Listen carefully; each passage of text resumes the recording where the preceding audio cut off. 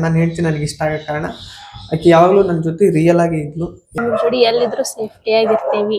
ಕಿಸದಾಗ 10 ರೂಪಾಯಿ ಇರಂಗಿಲ್ಲ, ಅದನ್ನ ಕರಿಯರ್ ಕಡೆ ಗಮನ ಕೊಡ್ರಿ. ಅರ್ಥ ಆಯ್ತಾ?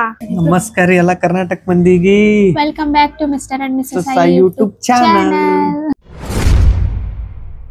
ಇವತ್ತು ಏನು ಹೇಳಕ್ ಬರಾಗುತ್ತೆ ಅಂದ್ರೆ, ಅಕಸ್ಮಾತ್ ನಾವು ಲವ್ ಮ್ಯಾರೇಜ್ ಅರೇಂಜ್ ಮ್ಯಾರೇಜ್ ಗೊತ್ತಿಲ್ಲ, ಅದು ಅವ್ರೂ ಆರಾಮಿರ್ಬೋದು, ನಾ ಇಲ್ಲ ಅಂತ ಗೊತ್ತಿಲ್ಲ. ಬಟ್ 90% ಎಲ್ಲರಿಗೂ ಲವ್ ಮಾಡಿದವ್ರನ್ನ ಮದುವೆ ಆಗ್ಬೇಕು ಅನ್ನೋದು ಭಾಳ ಆಗ್ತೈತಿ. ಸೊ ಅದ್ರ ಬಗ್ಗೆ ನನ್ನ ಎಕ್ಸ್ಪೀರಿಯನ್ಸ್ನ ನಾನು ಹೇಳಾಕೋತೀನಿ. ಒಬ್ಬ ಹುಡುಗಾಗಿ ನನ್ನ ಎಕ್ಸ್ಪೀರಿಯನ್ಸ್ ಯಾವ ಥರ ಇರ್ತೈತಿ, ನಾ ಯಾವ ಥರ ಇರಬೇಕು ಅನ್ನೋದು ನಾ ಹೇಳ್ತೀನಿ. ಒಬ್ಬ ಹುಡುಗಿಯಾಗಿ ಅವ್ರು ಯಾವ ಥರ ಇರ್ಬೇಕಾಗತ್ತೆ ಅಂಥೇಳಿ ನಾನು ಹೇಳ್ತಾಳೆ. ನಾನು ಹೇಳ್ತೀನಿ ಇಲ್ಲದಾಳೀಗ ಒಂದು ಹೆಣ್ಮಕ್ಳ ಲೆಕ್ಕದಾಗ ನಾನು ಹೇಳ್ತೀನಿ ಕೇಳೋನು ಯಾವ ಥರ ಇರ್ತೈತೆ ಅಂತ. ಆಮೇಲೆ ಗಂಡ್ಮಕ್ಳಿಗೆ ನಾ ಹೇಳ್ತೀನಿ ಯಾವ ಥರ ಇರುತ್ತೆ ಅಂತೇಳಿ. ಸೊ ವಿಡಿಯೋ ಸ್ಟಾರ್ಟ್ ಮಾಡೋಣ ಬರ್ರಿ ಗೈಸ್.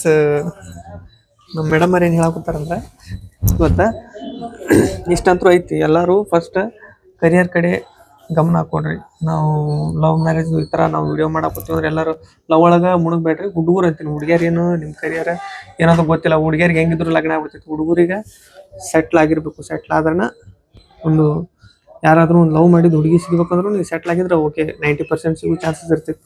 ನೀವೇನು ಯಾಕಡೆ ಏನೇನಾರು ಓಡಾಡ್ಕೋತಿದ್ರೆ ಅದು ಸಿಗೋ ಚಾನ್ಸಸ್ ಭಾಳ ಕಮ್ಮಿ ಇರ್ತೈತಿ. ಸಿಗಂಗೂ ಇಲ್ಲ, ಯಾರೂ ಒಪ್ಕೊಳ್ಳೋಂಗೂ ಇಲ್ಲ ಅಷ್ಟು ಈಸಿಯಾಗಿ. ಸೊ ನಾನು ಹೇಳ್ತಿ ಹೇಳ್ದಂಗೆ ಫಸ್ಟಿಗೆ ಎಲ್ಲರೂ ಫ್ಯಾಷನ್ ಮಾಡೋರಾಗಲಿ ಓಡಾಳಿರೋರಾಗಲಿ ಆ ಥರ 90% ಅಂದರೆ ಓಡಾಳ ಅಂದ್ರೆ ಒಂದು ಸ್ವಲ್ಪ ಅವ್ರಿಗೂ ಇರ್ತೈತಿ, ನಮ್ಮ ಹುಡುಗ ಯಾರಿಗೆ ಅಂಜಬಾರ್ದು, ನನಗೆ ನಾ ಸೇಫ್ ಇರ್ಬೇಕಾಕಿ, ಅವ್ನ ಜೋಡಿ ನಾನು ಸೇಫ್ ಇರಬೇಕು ಅನ್ನೋದು ಅದು ನಾರ್ಮಲಾಗಿ ಅದು ಅಂದ್ಕೊಳ್ಳೋದು ಸಹಜ. ಸೊ ಅದಕ್ಕೆ ಏನಂತೀನಿ, ಎಲ್ಲರೂ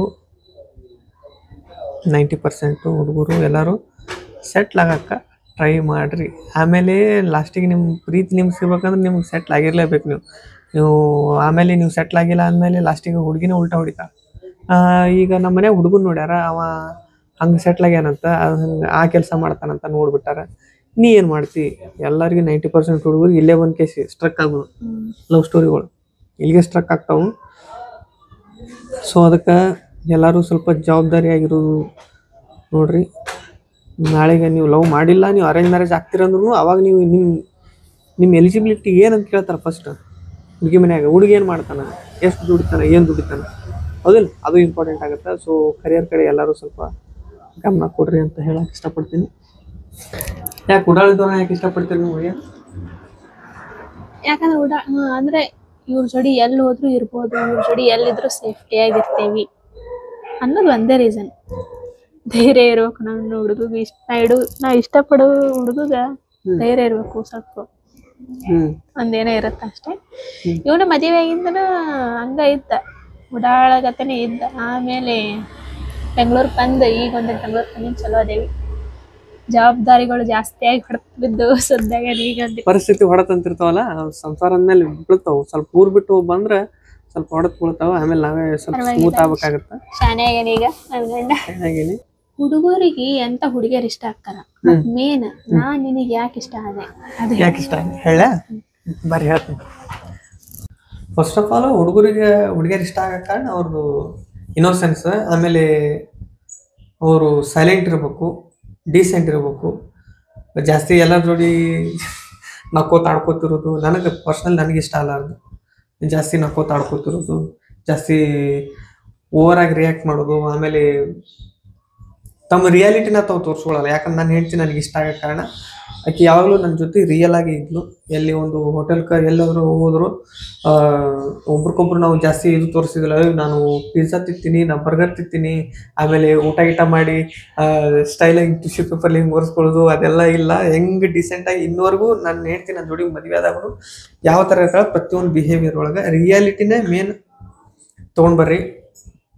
ನಿಮ್ಮ ಹುಡುಗಿ ಜೊತೆ ನೀವು ಎಲ್ಲೇ ಹೊರಗೆ ಹೋಗ್ತೀರಂದ್ರೂ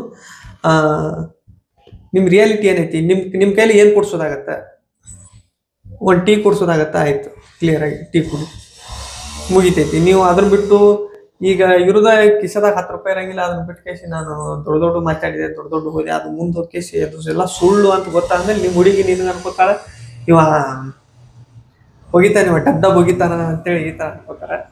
ಸೊ ಅದಕ್ಕೆ ನನ್ನ ಹೆಂಡತಿ ನನಗೆ ಇಷ್ಟ ಆಗಕ್ಕೆ ಕಾರಣ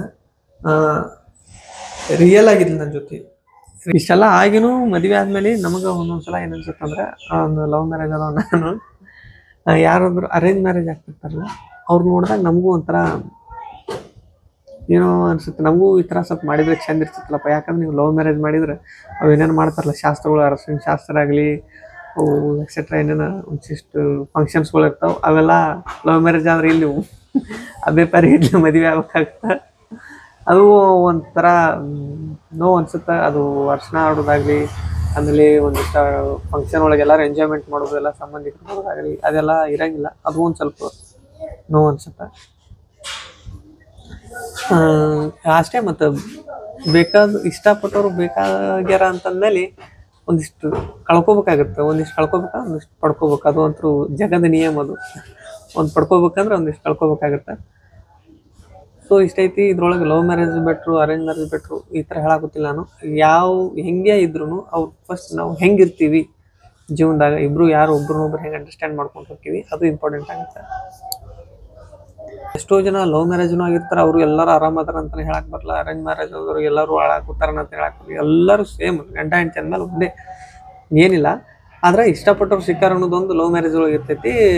ಅರೇಂಜ್ ಮ್ಯಾರೇಜ್ ಒಳಗೆ ಇಷ್ಟಪಟ್ಟವ್ರನ್ನ ಲವ್ ಮಾಡ್ತಿರ್ತಾರೆ ಅಷ್ಟೇ. ಇಷ್ಟಪಟ್ಟವ್ರು ಲವ್ ಮಾಡಿದ್ರೆ ಅರೇಂಜ್ ಮ್ಯಾರೇಜ್ ಭಾರಿ ಇರ್ತೈತಿ.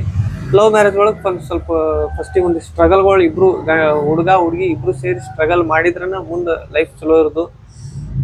ನನ್ನ ಗಂಡ ಹೆಂಗೆ ಇರಲಿ ಏನೇ ಇರಲಿ ಹೊಂದಿಸ್ಕೊಂಡು ಮುಂದೆ ಒಂದು ಕರೆಕ್ಟಾಗಿ ತಿದ್ದಿ ಒಂದು ಲೆಕ್ಕಕ್ಕೆ ತರ್ತೀನಿ ಅನ್ನೋ ಹುಡುಗಿ ಇದ್ಲಂದ್ರೆ ಅದು ಕರೆಕ್ಟಾಗಿ ಮುಂದೆ ಹೋಗುತ್ತೆ. ಇಲ್ಲ ಅಂದ್ರೆ ಮತ್ತು ಎಷ್ಟೋ ಲವ್ ಮ್ಯಾರೇಜ್ ನಡುವನ ಇದು ಆಗಿರ್ತಾವೆ, ಅದು ಇಂಪಾರ್ಟೆಂಟ್ ಮೇನ್. ಇನ್ನೊಂದು ಲವ್ ಮ್ಯಾರೇಜ್ ಒಳಗೆ ಜಾಸ್ತಿ ಈಗೋ ಅನ್ನೋದು ಇರಬಾರ್ದು. ಸೊಕ್ಕೇನಂತೀವಲ್ಲ, ಸೊಕ್ಕನ ಅರೇಂಜ್ ಮ್ಯಾರೇಜ್ ಒಳಗೆ ತೋರಿಸಿದ್ರೆ ನಡೀತೈತಿ, ಲವ್ ಮ್ಯಾರೇಜ್ ಒಳಗೆ ತೋರಿಸಿದ್ರೆ ನಡೆಯಂಗಿಲ್ಲ. ಯಾಕಂದ್ರೆ ಅಲ್ಲಿ ಜಗಳ ಮಾಡಿದ್ರೆ ಒಂದು 4 ಮಂದಿ ಬಂದು ಎಲ್ಲರೂ ಕೂತು ನ್ಯಾಯ ಬಗೆಹರಿಸಿ ವಾಪಸ್ ನಿಮ್ಮನ್ನು ಒಂದು ಮಾಡ್ತಾರೆ. ಲವ್ ಮ್ಯಾರೇಜ್ ಒಳಗೆ ನೀವು ಜಗಳ ಮಾಡಿದ್ರೆ ಯಾರ್ಯಾರು ಬರಲ್ಲ ನಿಮ್ಮ ಜಗಳ ಬಿಡ್ಸಕ್ಕೆ. ನೀವೇ ನಾಯಿ ಥರ ಕಿತ್ತಾಡಿ ವಾಪಸ್ ನೀವು ಒಂದಾದ್ರೆ ಒಳ್ಳೇದಾಯ್ತು. ಇಲ್ಲ ಹಿಂಗೆ ಜಗಳ ದೊಡ್ಡದಾಗ ಹೋದ್ರೆ ಅದು ಮುಗೀತು. ಪೂರ್ವ ಒಂದು ಪಶ್ಚಿಮ ಒಂದು ಈ ಥರ ಆಗೋ ಚಾನ್ಸಸ್ ಇರ್ತಾವೆ. ಅದಕ್ಕೆ ಲವ್ ಮ್ಯಾರೇಜ್ ಆದವರಿಗೆ 90% ಹೇಳ್ತೀವಿ, ಯಾರು ಜಗಳ ಮಾಡಕ್ಕೆ ಹೋಗ್ಬೇಡ್ರಿ.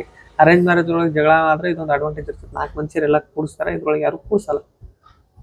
ಓಕೆನಾ? ಇಷ್ಟಂತರೂ ನನ್ನ ಅಭಿಪ್ರಾಯಗಳಿತ್ತು. ಸೊ ಇದ್ರ ಮೇಲೆ ನೀವು ಲವ್ ಮ್ಯಾರೇಜ್ ಆಗಲಿ ಅರೇಂಜ್ ಮ್ಯಾರೇಜ್ ಅದನ್ನು ಹೇಳಕ್ಕೋತಿಲ್ಲ ನಾನು. ಹೆಂಗೆ ಇರಲಿ ಭಾಳ ಚೆಂದಾಗಿರ್ಬೇಕಂದ್ರೆ ಒಳ್ಳೆ ಗಂಡ ಹೆಂಡತಿ ನೋಡು ಇಬ್ಬರು ನೋಡು ಒಂದು ಒಳ್ಳೆ ಅಂಡರ್ಸ್ಟ್ಯಾಂಡಿಂಗ್ ಇರಲಿ. ಅಂಡರ್ಸ್ಟ್ಯಾಂಡಿಂಗ್ ಇದ್ದ ಕೇಸಿಗೆ ಹೋದ್ರೆ ಚಂದ ಇರ್ತೈತಿ. ಇದು ಇಷ್ಟೇ ಗಾಯ್ಸ್. ಇದು ನಮಗೆ ಈಗ ಇವತ್ತು ನಾ ಸ್ವಲ್ಪ ಹೇಳಿ ಎಲ್ಲರಿಗೂ ಕ್ಲಾರಿಟಿ ತೊಗೋಬೇಕು ಅಂತ ಯಾಕೆ ಅನ್ಸೈತಿ, ಅದಕ್ಕೆ ನಾವು ನಿಮ್ಮ ಮುಂದೆ ಹೇಳಕ್ಕೆ ಇಷ್ಟಪಟ್ಟೀವಿ.